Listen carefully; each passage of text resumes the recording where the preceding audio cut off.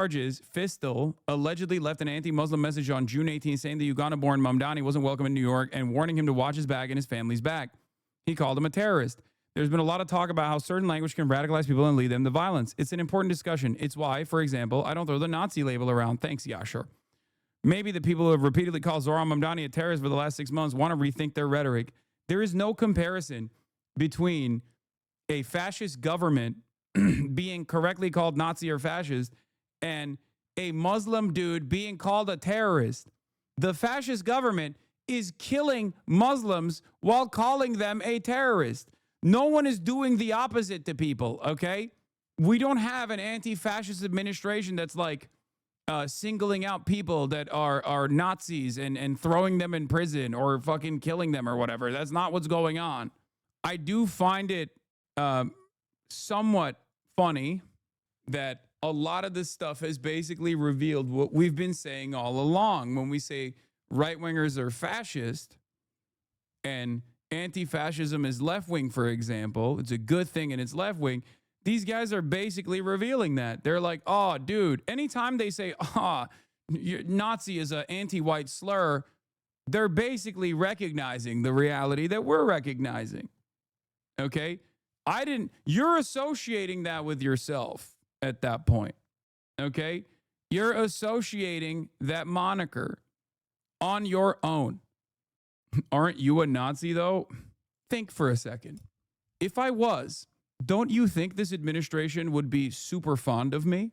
This is a literal self-described neo-Nazi. Baked Alaska. He was arrested for participating in January 6th. This self-described neo-Nazi who was arrested for participating in January 6th is trying to get the FBI to throw me in jail for being an anti-fascist domestic terrorist. Think for a moment. Please, do you think I'm a Nazi or do you think I'm anti-Nazi? Or should I leave fucking breadcrumbs for you to investigate further? Address the pissing and crying allegations? I mean, that's just his fantasy, I think. CEOs of online forums like Discord are asked to testify in the wake of the Charlie Kirk assassination. Hearing is planned for October 8th with some of the video game, social media CEOs and things like that. Valve from Steam, Discord, also Reddit. Do you have any confidence that all those people that you wanted to bring before the committee and have a discussion about the use of these social medias, like they're going to actually show up? I'm pretty confident they'll show up. And look, this isn't to embarrass them or necessarily grill them. We have a lot of questions. There appear to be a pattern of where a lot of these younger criminals were communicating on those platforms. This guy has no idea what he's talking about, bro. Like Steam is not a fucking social media platform. Like, you can chat on it, sure, but it's never used as a primary form for communicating with others. But good luck explaining that to this dipshit. We respect free speech in here, but obviously there are always limits, especially when it comes to criminal behavior. So we want to see if there's anything that can be done to understand that better. So, but thank you all very much. One more, just one last question. Who would you like to see replace Kimmel? Who would you like to see replace Kimmel on late night? Well, a lot of people, anybody could replace him. Back to Jimmy Kimmel, which is again an insane situation, especially because what Jimmy Kimmel said was nothing. Like, it was so timid.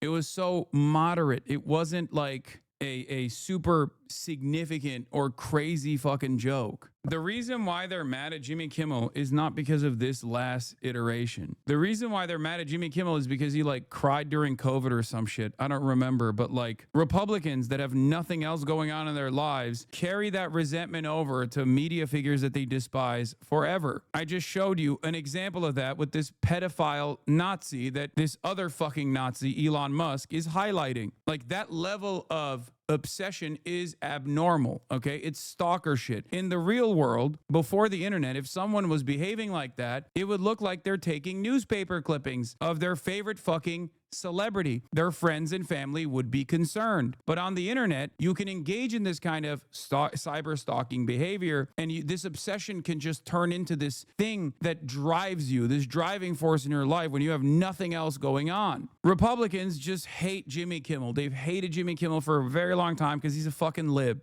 Okay? Can you explain what you mean when you call someone a Nazi? Genuine question. I mean, they're a fascist. Okay? I mean, they're a white supremacist. I mean that they want to do violence to the out group in an effort to create a false sense of security and a false sense of superiority for the in group. Is that a helpful answer for you? Do you understand that? Like, were you homeschooled? I don't understand. How do you not know what a Nazi is? No talent. Kimmel look, he was fired. He had no talent. He's a whack job, but he had no talent. And more importantly than talent, he had no, because a lot of people have no talent, they get ratings. But he had no ratings. His ratings were worse than Colbert, I think. They got rid of Colbert, which was a good thing to do. And look, that's something that should be talked about for licensing too. When you have a network and you have evening shows and all they do is... Dude, you watch Trump all day, every day. I don't know if you know this, but he's the president. He's the president, man. He's quite impactful, I think. To be honest, Jimmy Kimmel was lame, but he didn't deserve to be fired over that. I don't care. He could be the lamest motherfucker on the planet. What I care about is this administration enforcing this suppression of speech for the pettiest fucking reasons. I care about the utilization, the illegal and unjust utilization of regulatory agencies in an effort to sanitize the content of certain broadcasts that the president does not like. He's not just going after Jimmy Kimmel. He wants all of the shows that criticize him to be taken off air. And he's going to do the exact same thing. Do you not understand? This is about stamping out discontent, no matter how moderate, no matter how marginal. That's what's so fucking insane about it.